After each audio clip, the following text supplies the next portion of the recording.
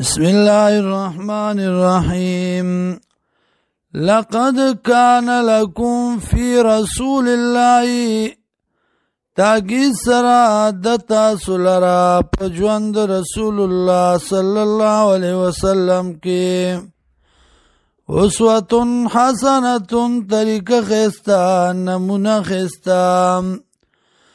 لمن کان یرجو اللہ د پر داغ چا چ امید ساتی د ملاقات د الله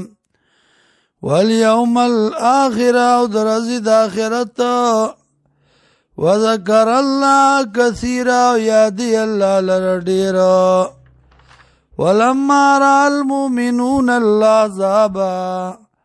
هر کلا چولی دی مومنانو ډلی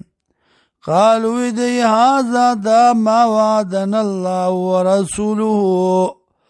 آغا دا چه وعده کړی و مونږ سره الله او پیغمبر د الله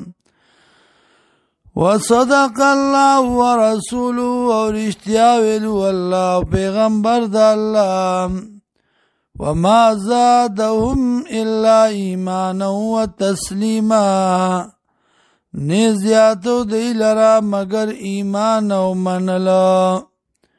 من المؤمنین د مؤمنانو نا رجال سړي دي صدقو